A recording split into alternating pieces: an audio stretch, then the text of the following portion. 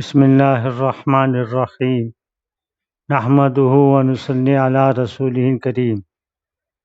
آج کی ہماری تعلیم کا موضوع اور محور حضرت صلی اللہ علیہ وسلم کی پیاری اور مبارک زندگی سے متعلق ہے۔ ذرا آج سے 1400 سال قبل کے انسانی معاشرے پر نظر دوڑائیے، آپ دیکھیں گے کہ اس وقت انسانی بدبختی اپنی انتہا کو پہنچ چکی تھی۔ ساری انسانیت نہ صرف مسائل میں گھری ہوئی تھی بلکہ اپنی خودکشی کا سامان فراہم کر چکی تھی۔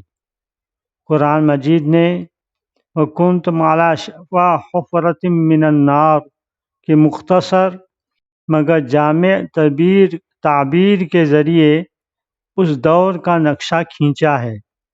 دور جاہلیت میں وہ کون سا مسئلہ تھا جو انسانیت کے لیے ناسور نہ بنا تھا؟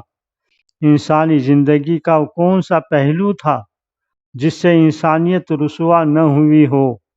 ایسے تاریک اور انسانیت سوز ماحول میں محمد عربی صلی اللہ علیہ وسلم کی بعثت ہوئی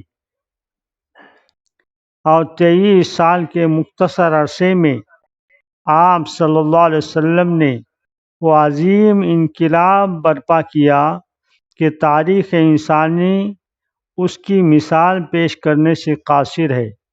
حیات انسانی کا کوئی شعبہ ایسا نہیں ہے جس کے لیے محمد عربی صلی اللہ علیہ وسلم کی پاکیزہ سیرت نمونہ نہ ہو۔ آج انسانیت ایک بار پھر دور جاہلیت کی طرف لوٹ رہی ہے، جسے جاہلیت جدیدہ کہا جا سکتا ہے۔ اب جاہلی اطوار نیا لبادہ اوڑھ کر سامنے آ رہے ہیں۔ دور جاہلیت کا کون سا بگاڑ ہے جس کی ترقی یافتہ شکل موجودہ معاشرے میں نہ پائی جاتی ہو؟ آج پھر انسانیت مسائل کے دلدل میں پھنس چکی ہے۔ دنیا ہر قسم کے نظاموں کو آزما چکی ہے۔ سارے نظام حیات انسانی مسائل کے حل میں ناکام ہو چکے ہیں۔ اب انسانیت کے لیے ایک ہی نسخہ کارگر ثابت ہو سکتا ہے اور وہ نسخہ سیرت رسول صلی اللہ علیہ وسلم ہے۔ آپ صلی اللہ علیہ وسلم کی سیرت سے عملی استفادہ ہمیں مسائل کے دلدل سے نجات دلا سکتا ہے۔ آپ صلی اللہ علیہ وسلم کی سیرت میں قیامت تک کے آنے والی انسانیت کے دکھ درد کا علاج پنہاں ہے۔ اسی لیے اللہ تعالیٰ نے آپ صلی اللہ علیہ وسلم کی سیرت کے ایک ایک پہلو کو محفوظ رکھنے کا اہتمام فرمایا ہے۔ حضرات صحابہ کرام رضی اللہ عنہم اجمعین نے نبی کریم صلی اللہ علیہ وسلم کے اقوال و افعال، عادات و اطوار اور آپ صلی اللہ علیہ وسلم سے متعلق تمام تفصیلات کو جس اہتمام کے ساتھ نقل فرمایا ہے، تاریخ انسانی میں اس کی مثال ملنی مشکل ہے۔ امام ترمذی رحمۃ اللہ علیہ کی شمائل ترمذی پر نظر ڈالیے، امام بخاری رحمۃ اللہ علیہ کے الادب المفرد دیکھیے، علامہ ابن القیم کی شرح آفاق کتاب زاد المعاد پڑھیے۔ آپ کو حیرت ہوگی کہ ذات رسول صلی اللہ علیہ وسلم سے متعلق باریک سے باریک تفصیلات تک کا احاطہ کیا گیا ہے۔ پچھلے پیغمبروں کی شریعت مخصوص علاقے اور مخصوص مدت کے لیے ہوا کرتی تھی، اس لیے شریعت کی حفاظت کا کوئی خاص اہتمام نہیں کیا گیا۔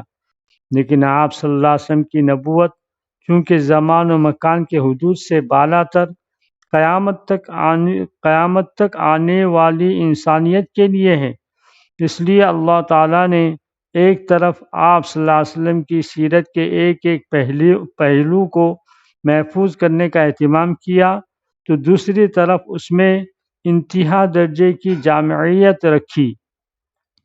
اس میں جلال بھی ہے اور جمال بھی۔ اس میں شان توکل کا عروج بھی ہے اور احوال و ظروف کا صحیح ادراک بھی، سپاہیانہ جفاکشی اور قائدانہ احتشام بھی ہے، اور راہبانہ زہد و سادگی بھی۔ اس میں خلوت کا سوز و گداز بھی ہے اور جلوت کے روح پرور نظارے بھی، اپنوں کے ایثار و قربانی کے لازوال نقوش بھی ہیں، اور دشمنوں کی عداوت کی تیز و تند آندیاں بھی، عشق و محبت کے والہانہ نمونے بھی ہیں، اور دشمنوں کی جانب سے بغض و نفاق کی دہک کی آگ بھی، مشکلات و مصائب کی طوفان بھی ہیں، اور فتوحات کی شادکامیاں بھی۔ غرض یہ کہ پوری سیرت حرکت مسلسل، سراپا انقلاب، عمل پیہم، عزم جواں، جوش رواں کی جیتی جاگتی تصویر اور حسین مرقع ہے۔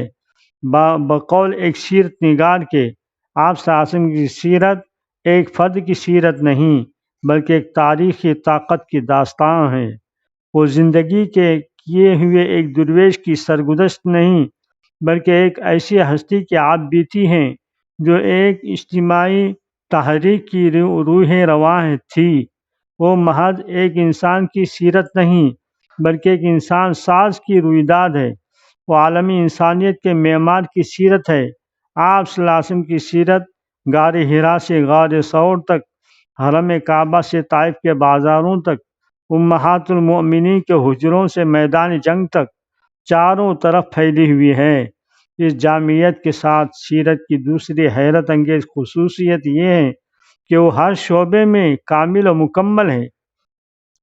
سیرت رسول صلی اللہ علیہ وسلم کے جس شعبے کو دیکھیے ایسا لگتا ہے کہ آپ صلی اللہ علیہ وسلم اسی کے لیے مبعوث کیے گئے تھے۔ دعا و مناجات کے باب کا مطالعہ کیجیے تو ایسا لگے گا کہ شاید حضور صلی اللہ علیہ وسلم کی زندگی کا سب سے اہم اور بنیادی شعبہ یہی ہے۔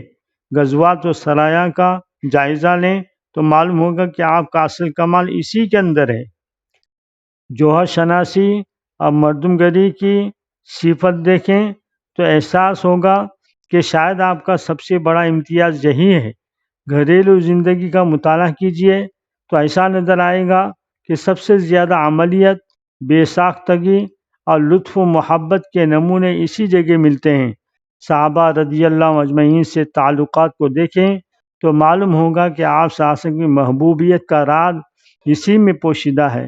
الغرض آپ صلی اللہ علیہ وسلم کی زندگی کا ہر شعبہ انتہائی کمال کو پہنچا ہوا نظر آتا ہے۔ علاوہ ازیں آپ صلی اللہ علیہ وسلم کی سیرت عجیب انقلابی تاثیر کی حامل ہے۔ یہ دراصل انسانی اصلاح کا جامع نظام العمل ہے۔ اس کی روشنی میں دنیا میں بسنے والی ہر قوم اپنی اصلاح کا سامان فراہم کر سکتی ہے۔ بقول علامہ سید سلیمان ندوی رحمۃ اللہ علیہ، سیرت محمدی دنیا کا آئینہ خانہ ہے جس میں دیکھ کر ہر شخص اپنے جسم و روح، ظاہر و باطن، قول و عمل، زبان و دل اور طور و طریق کی اصلاح و درستگی کر سکتا ہے۔ اسی لیے کوئی مسلمان قوم اپنی شائستگی اور ادب اخلاق کے لیے اپنے مذہب سے باہر اور اپنے رسول صلی اللہ علیہ وسلم کی سیرت سے الگ کوئی چیز نہیں مانگتی اور نہ اس کو اس کی ضرورت ہے۔